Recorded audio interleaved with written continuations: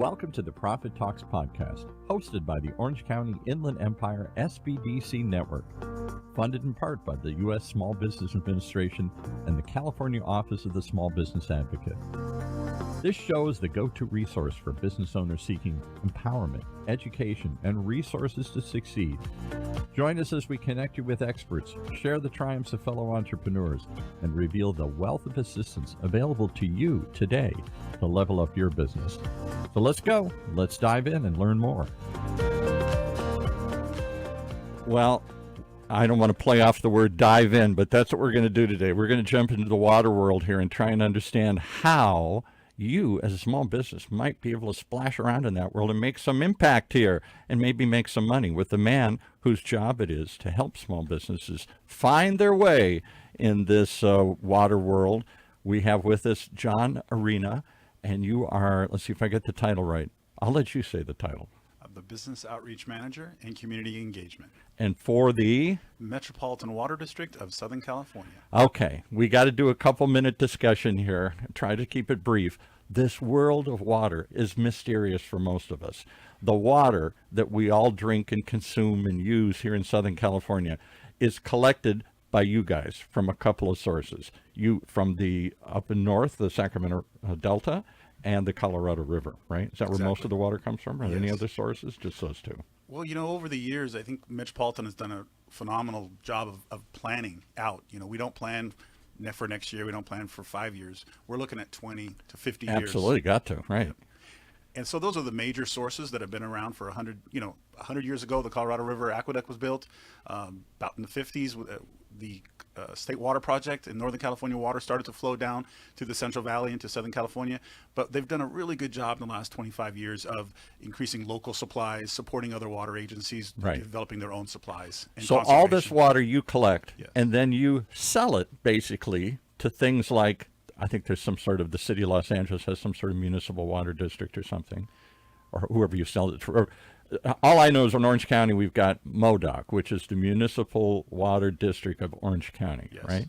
And they purchase it from you and then distribute it again, redistribute it to however many water agencies there are in Orange County. There are quite a few. Yeah, you know, we're classified as a wholesaler. So yes, we sell to the member agencies like a MoDOC. They distribute to the retail agencies who then serve the homeowner. Right, okay.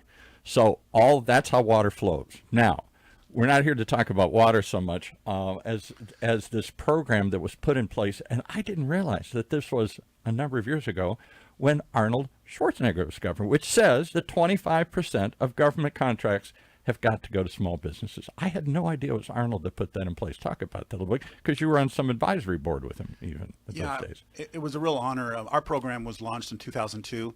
Metropolitan's board of directors and its leadership really felt it was critical that as a public agency that we reinvested. That was the key, is it's economic development. Well, we all know without water, we don't have an economy. We don't have anything. We don't have life. So the water district really said, let's make sure that we are also giving back to the businesses that are buying the water. Well, then a great example was when Schwarzenegger became governor, he held everybody accountable at the state. They spend upwards of $9 to $10 billion a year. And he said, well, let's do it. Let's be better. Let's reinvest in that. Let's figure out how we use that money. Let's not just send it to what I would assume, most people would assume would be big companies who have the scale and capability and contacts and lobbyists or whatever is required to, and understand the labyrinth of rules and requirements and stuff. You would think it's mostly big contractors that do this stuff. And yet, a lot of these things can be done by small businesses. And Schwarzenegger saw that and said, why don't we spread the money out? Let's make sure, mandate that 25% of these contracts have to go to small businesses. Well said. Exactly. Yeah. So what if that, and you got to tell a quick story here. I said, what was Schwarzenegger like? And you said what? He was bigger than life. And that's what I would picture. Isn't that what everybody, he physically was bigger, and his persona was bigger, his celebrity nature, and that seemed to allow him, whether you voted for him or not, whether you think he was a good guy or not, that gave him something others didn't have, which was kind of an immediate way to cut through the noise and to get people's attention. Exactly. It was a special time. You talked about taking a picture with him, and you spent half the time looking at him, and he's like, "Don't look at me, look at the camera." Whatever. How we do our bad Arnold here, right? Yes, quick picture, shake the hands, and next one up, photo op. So anyway, Yes. all right. So since then, and I don't think most businesses realize it. We've talked about it a little bit on this show through our contracting center. The contracting center, obviously, for the SBDC, is there to help you, a small business, figure out if you got something that can sell to a county, a fed, a state, a municipality, something here. All these government agencies are spending a ton of money like any other business. And is it all big stuff, or do they need little stuff? Do they need somebody to clean the rooms? And they also need somebody to, do environmental impact studies or something else big? Like, is it cover that wide a range? It is so complex, like you just described, the different levels of government. But if I just focused on water, the key for us 23 years ago when we launched our program was the SBDC. We needed to find a source that was sort of had credibility to the small business community, because And access to them and was talking to them. Yeah. yeah. Right. And that was key for us. We didn't want to just go out there and kind of that lip service, right? Oh, we have this great government program. We're going to give back to small, diverse businesses. And who would hear of it? Exactly. You'd run ads, you'd put things, but most small businesses would miss it or ignore it or not understand it. It's not really for me. And so here you got this money you want to pass out to small businesses. You needed a conduit to do that. And the SBDC is set up, the small business development centers are set up to do that. Exactly. And we want to make sure that we've always told small businesses, have a diverse portfolio. Don't just have all your, eggs in one basket. Right. The government sector, even through the pandemic, through the 2008 collapse, you still need water. You still need infrastructure. The infrastructure is getting older. And we realized, with our capital program that is now almost double what it was in the past, that we've got to maintain our system so you can have the reliability of turning the tap on and getting water. But we need businesses, like you said, I like how you said, you do everything from janitorial services to building dams, Diamond Valley Lake. That's a, $2-3 billion project. So Right. we need subcontractors. You need suppliers. You need hundreds and hundreds of You need security guards for that project. Absolutely. You need all sorts of things you need somebody to maybe put porta potties out there when you're doing these projects, or things that a lot of small businesses say, well, I can handle that. Because we don't think of ourselves, I'm a small business, and I don't think of myself as being able to do something for the government on that scale. I picture you got to have 80 billion people in staff and giant resources and everything, but maybe not. Maybe there's some little specific niche that you can supply that they're looking for. Yeah, and we tell people, look at your capacity. What can you handle? Do you want to take on an agency like Metropolitan? Remember, we're the wholesalers, so our pipes are massive. You can drive trucks through our pipes. Wow. But then you have a retail agency like my agency, the Irvine Ranch Water District, and so the pipes may be 12-inch in diameter, 6-inch. Right. So as a business owner, hey, John, I want to sell Metropolitan pipe, or I want to sell you, this type of equipment for your. Well, let's take a deeper dive, and that's what my team does at the Metropolitan Water District. Is we try to coach and give people information about what we buy, how we buy it. We buy things perhaps through an RFP, an RFQ process, Right. Which stands for request for proposal or request for quote. or qualifications. Okay. Yes. All right. So give me some idea how much money you spend just as an agency. What's your budget just to do stuff? I don't know, whatever you do, however you do it, it's not just to employ the people, Sure. it's to keep this business rolling, to keep the water flowing here. What's your budget roughly? Yeah, it's complex. It's just about It depends. It's about $1 billion, but there's a lot of other contracts in there. So I wouldn't say it's $1 billion, because we have contracts with other state agencies to buy water, from Northern California. So that could be $400 million right there, that tab. But if you're talking about opportunities for small businesses, That's what I'm getting at. I mean, how much money are we talking about? I would say $300 to $400 million a year. And 25% of that is mandated. You've got to find small businesses. That's right. And your best, or one of your partners, maybe not your only partner, but one of your best partners, you're telling me, is the SBDC, because they're already helping work with small businesses. Oh, absolutely. And the Inland Empire group is phenomenal. We do their semi-annual conferences, and there's 300 to 400 businesses there, and we always just find it like there's startups, there's people that family-owned businesses who come, who maybe do signage, and we say, well, we don't need signage, but then we kind of coach them or introduce them to a general contractor or another big firm, and they have to meet the mandate, right? So even if we do business with a lot of big firms, but we also work with those big firms to make sure that they carve out a piece of their contract for 25% to subcontractors. That's key, because it isn't necessarily I'm going to go supply signage for all the offices for your agency. but it might be when you're building the dam, they need some signage out there. And maybe it's simple stuff, men's rooms, or maybe it's conference rooms, or maybe it's directions or something here when you're pulling up in the parking lot. All this signage, whoever you give the contract to build that, build the parking lots, to build the buildings, all this stuff, they've got to take some of that and carve it out and show that they have small business partners in the process when they're bidding for this, right? Exactly. And a lot of firms, they start as subcontractors in hopes of building the capacity so then they can increase their bonding capacity and other things. And then when water districts or any other public agencies, they'll say in the bid documents, well, you need X amount of years of service or experience. A lot of small businesses are like, how do I ever get it if you never give me an opportunity to be the prime?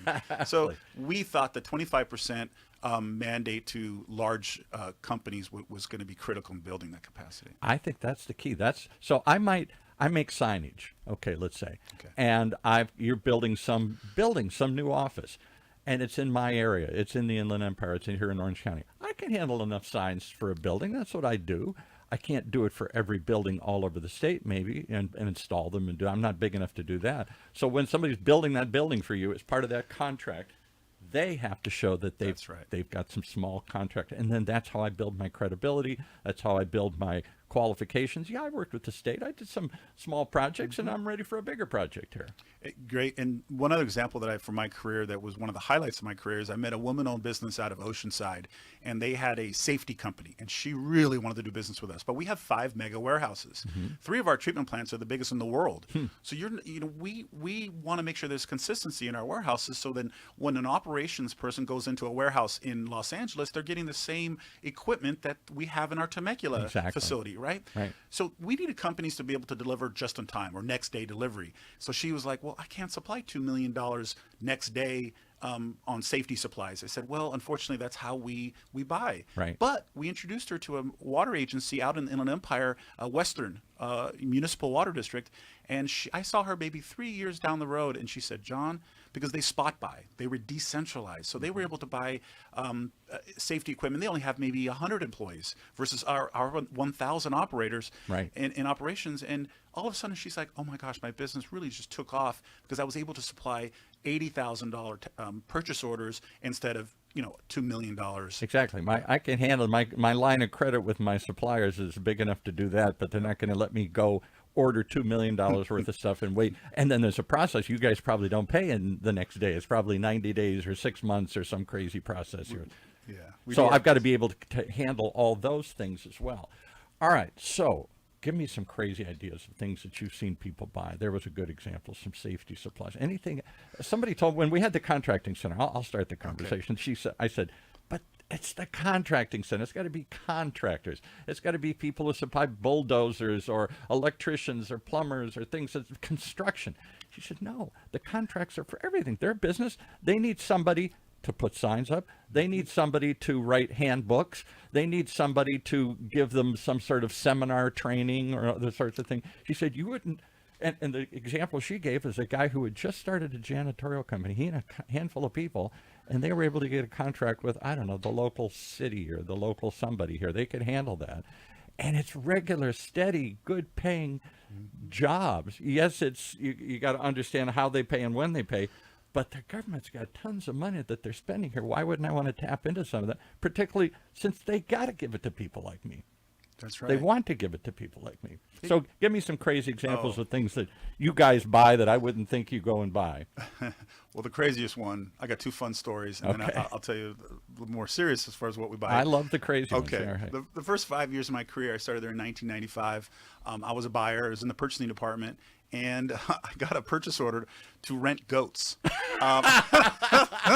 Exactly what I'm looking for here. The giant, agency that collects all this water needs some goats. For what would you need goats for? Eating grass or something? Or? Yeah, we were building the Diamond Valley Lake Reservoir and out in Hemet, and they the sheer angle of the dam didn't allow us to get heavy equipment lawn up there. mowers. There and you stuff, go. Right. And it's very important that there's no growth on a dam, right? You don't want to make sure your seepage or something. You don't want anything growing on your dam. So, anyways, we rented there was a guy who had goats, and we rented goats to go back and forth eating. And the goats are, I guess, really good at getting down to the root and pulling the root. Yeah, right. The second one was I was again a buyer, and I get a purchase order to buy fish. We maintain reservoirs, of course, and we have to supply fish. And so this was out near Palm Desert, and I just couldn't believe that we were buying fish. Any particular kind of fish? I can't remember. Must be some kind of fish that eats the algae or something here. Well, I think they might have been trout. But because when you have reservoirs, you also like Diamond Valley Lake. It's really important to people. Who recreation, bass fishermen. Yeah. So when the drought happened, people were too happy that the reservoir was being drained. But first and foremost, those reservoirs are built for emergency supply. Like, God forbid there's an earthquake and we're cut off from our supplies in the Colorado and Northern California. You need reservoirs. You need storage. Right. So, anyways, the lake got so low they closed it. And boy, the fishermen and they were not happy. And so happy to say that we've had some great years, and the reservoirs are looking full again here. All right. All right. So again, the point is, don't take yourself out of consideration because you think, oh, I raise goats. What's the water district gonna? What could I possibly give them here? I've got a fish hatchery. I raise fish or something here.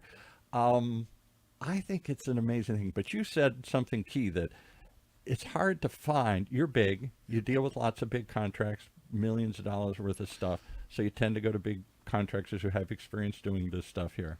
But you want to give money. You're supposed to give money at certain 25% of the small businesses. They don't even know how to find you. They don't know you exist. If they did, they don't know how to find the contract opportunities on there. And if they do, they don't understand the labyrinth of what's required and how to fill out the paperwork. That's where places like the SBDC Contracting Center in Riverside come into play. Go call them up, listen to the show earlier with them, and they will help you get set up to do this. And then they've got access to all these government contract sites because you don't publish them in the newspaper. You don't put it on Craigslist. There's some place that people go look for government contracts, and it ain't something I've ever seen before or don't even know how to find. Is that right? That's true. I guess I would say this, that the partnerships in the community are so critical to our success. When we first started out 23 years ago, we would go to chambers of commerce and say, just from a show of hands, who knows who the Metropolitan Water District is? Nobody raised their hand. Right. They confused us with LEDWP. Or even when you and I first met, are we MODOC? That's what I thought it You're right. MWDOC, right? The Municipal Water District of Orange County. Right. So there was that. And being a wholesaler that we are, we don't deal with the public. When you get a bill, I get my Irvine Ranch water. I know who they are. I know everything going on with the water, Irvine Ranch. But again, nobody knew who we were. But we were spending back then, $500-600 million a year. Wow. And 25%.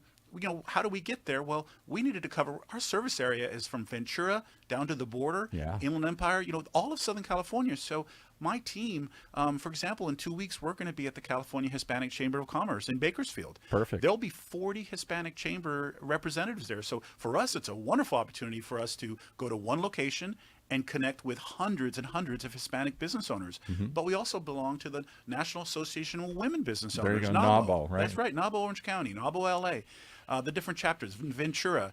It's really critical for our database, right? We have when you go to our website and you register as a small business, you're going to put in your NIGP codes, right? The classification codes that tell us, really, this is your core business. This is what I do, environmental consulting.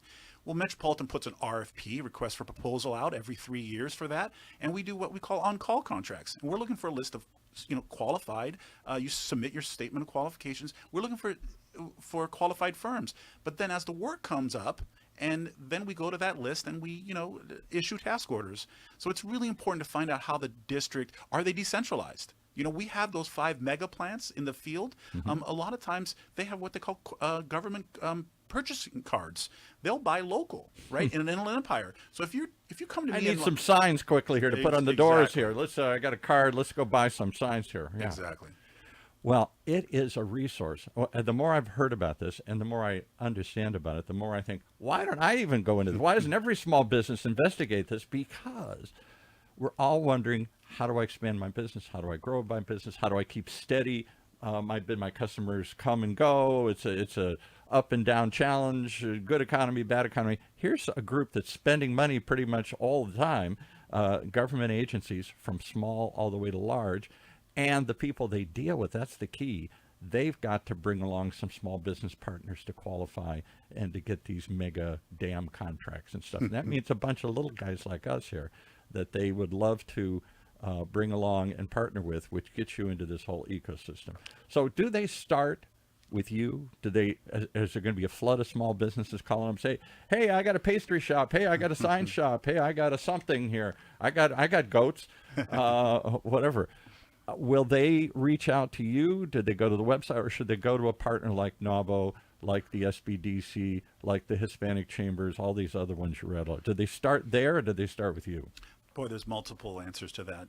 The reason we belong to these different ethnic chambers, diverse chambers, is because they have programming. So when we go to the Asian Business Association of Orange County, Right. has a conference coming up, I think next week. We'll go there and there'll be 300-400 members. They join the chamber. Their expectation is that And you got a booth or whatever. exactly. Something. We have a booth. We have cards, how to get certified. And then we have, what's nice about some of the organizations, they do what they call matchmaking. It's like speed dating for business. Right. And the key is you get to spend 10 minutes. Think about that time, 10 minutes to figure out, this is just something I've always believed in my career, helping a business accelerated no or an accelerated yes, which means, hey, we're not big enough. We're not ready to do business with a large public agency. They're happy, right? They came to the conference. They may meet. I learned something. Right. I learned something. I may meet 20 agencies that day, and I may only be able to do business with 2 of them. But you know what? I no longer have to pursue, because time is money for the small business. Exactly. They don't have to pursue, writing $1,000. We've heard from businesses that putting in a proposal for a government contract, it costs a lot of time and money. Exactly. And so we want to make sure, again, they're using their resources wisely. Okay, so is there a way they can go directly to you? Is there a website that they can check out and see if I can get on your database and go start the qualification list? Let's start there. Is there a website they can go to? Absolutely. You can always start with our main website, the MWDH2O.com. That's MWDH2O.com. Municipal Water District, H2O Water, right? Metropolitan Water. Metropolitan. I know. We'll get it right, Paul. Metropolitan. There's municipal, which is here, and metropolitan, which is bigger. Okay. That's right. All right. And of course, you go there and / business outreach will get you directly to our page, or you just scroll down to the bottom and you'll see what's nice about our website. If you do, again, scroll down to the how to do business or doing business with us, you'll see everything from our construction, our professional services, and you can do a little homework yourself. What's nice as a public agency is it's transparent. We're very transparent. Everything is on our site. We're not a private utility, so we share everything. All of our bids are public information. So if you're a small business and you want to know how much we buy or HR contracts, if you want to get an organizational development and training, you can go on there and see the people who are bidding. You'll come to find out these are all small firms, because we're looking for the best, right? We're looking for expertise. Right. And a lot of times, big firms have that, maybe in environmental or engineering, but there's so many other services we need, from HR to IT. We're throwing a party and we need somebody to make a cake or something. I don't know if we buy cakes. I'll bet you do. I bet somebody did retirement parties or something. Who knows? All I know is it's an opportunity worth exploring. So give us the website one more time. So it's MWDH2O.com. And again, if you want to get directly to our registration page, it would be MWDH2O.com / business outreach. And that's one place. You can go straight to the source. But you can also go to places like the SBDC's Contracting Center. Look up the Small Business Development Center. I think it's out in Riverside. We did an episode earlier with them. You can get all their information. And they will, for free, because they're funded by the SBA and the state and everything, they'll work with you and figure out, am I qualified? Am I not? And they will then help you, almost like an agent kind of matchmaker, see if we can find you some opportunities through all the databases that they subscribe to and pay for. And open your eyes to opportunities you never thought existed, because you never heard of any of these agencies and you had no idea how to approach them. They can help you with that too. Or other groups. The Hispanic Chamber is one. We do a show for the Orange County Hispanic Chamber. We should have you come back and talk to them as well. All these people are out there saying, how do I grow my business? how do I stabilize my business? What other source of income can I diversify my business so I'm not just relying on this one thing? And when it goes bad, I go bad, or when it goes big, I go big. I want to have other sources of income, other ways I can make money here, and other ways to extend my services or products here. Why do we not think of the government? I never do. Is it just because it's too big and I don't know how to do it? Probably. I think it's intimidating. Yeah, I think it is. I think when you look at the proposals and you see the 60 pages, you may just say, I'm a small business owner. I'm grinding every day. I'm working my current customer list. I love to diversify, but boy, I've already got my whole family working in the business. Yeah, right. I'm just too busy to go chase and do those things. That's why, again, I think we've said it multiple times, joining a chamber, a professional chamber, right. It may be 2 or 3 events a year, but you're networking. You get that one day.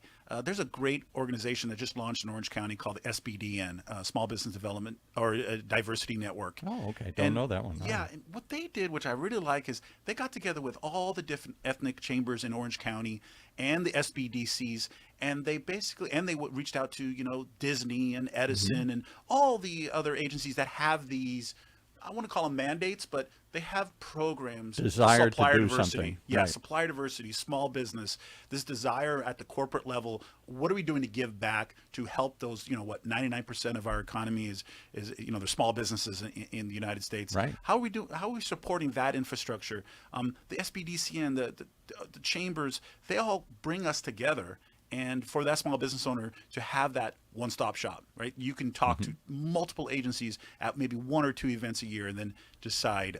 But yeah, it can be intimidating, and that's why I think we're here. We're here to be again an ear to advocate for you, to help you understand that maybe this is not the best path, perhaps.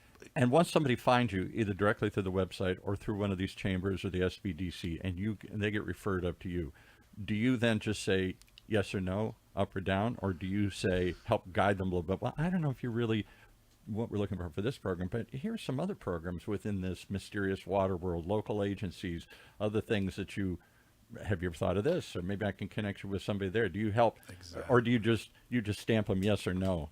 No, it's the latter. It's been the most special career for me, because I've been able to do that and leverage the resources I have, the relationships I have. I have phenomenal relationships in San Diego. If San Diego agencies call me and say, hey, John, we're really struggling getting people with our construction fair, we'll open up our database, because, again, we cover all 6 counties, and we'll notify through a newsletter, or we'll just notify our entire database. San Diego has a lot of opportunities in truck hauling, because there's no their capacity. They're doing too much. Truck hauling, there you go. Right? There's another one I didn't think of, right? Yeah, and even with the Olympics coming around the corner, or the $30 billion renovation of the world airports, well, what does that mean? That means there's a lot of work out there. And as a business owner, which ones are going to have small business programs that really are going to help you? Ones that perhaps say, hey, we're going to do a good faith effort, or we're just going to really try our best, but really not put any teeth into the program and put some mandates. As a small business owner, you need to decide, maybe I'll do business with the world airports, because they have a boot camp where they're going to basically allow me to go through 8 weeks and learn how to do business on the airport. And at the end of that, there's a really good chance, like 80% chance, I can get work. Wow. That would be a good investment of my time. Who knew? Yeah. Well, thanks for coming in. We now know, and we know how to reach you. Any other ways to find out? I don't know if you want to give out numbers or names. You can get flooded with people contacting you directly, or should it just all go to the website here? The website's great because it has my entire team on there, what our specialties are. There's somebody on my team who's a specialist, to support our veterans. There's somebody who's my construction expert. And what I mean by that is they know about every single part of our construction business that I don't know about, because they're in it every day. Right. So if somebody calls up and says, hey, I've got a dewatering company, or I do this, we even have an innovation arm of our company. So if someone comes and they're an entrepreneur, and of course, I'm really impressed with UCI and this innovation hub. I was involved with. We're all sitting right now here in the UCI's Beal Applied Innovation Center here. It's such a cool place. And when I joined Sustain SoCal 8-9 years ago, we started the first ever water solutions conference, and nobody was talking about water 10 years ago on the innovation side. They all just assumed, because other countries, they're very advanced. Canada, there's so many. Supposedly Israel, because they squeeze every drop out of the desert they can, and they are the pioneers of water innovation.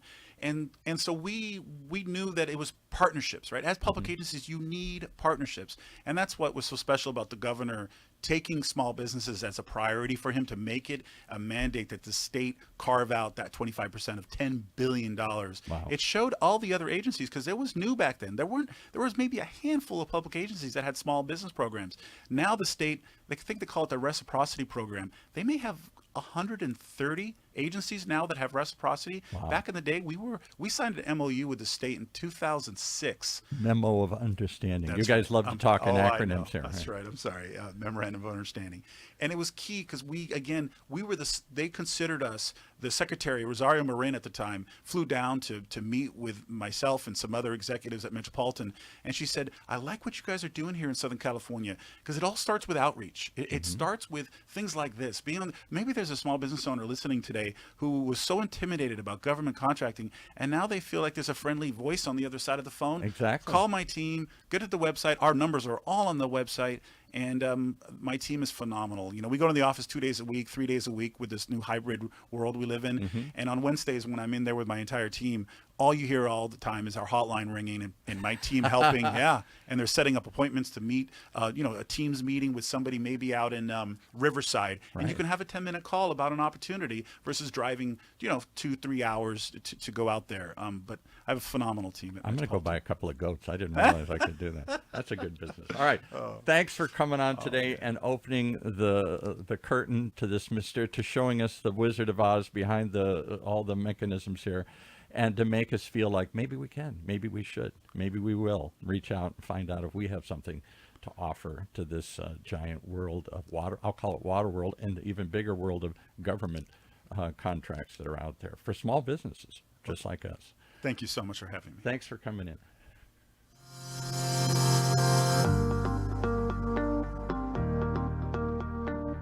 As we conclude another episode of the Profit Talks podcast, we hope we've empowered your entrepreneurial spirit. Reach out to us to connect with our experts, and let's take your business to the next level. Keep those dreams alive, keep pushing forward, and stay tuned for more. And if you liked what you heard in today's podcast and you want your business to reach new heights, just contact us at profittalkspodcast.org or call us at 1-800-616-7232. That's 1-800-616-7232. So until next time, keep thriving.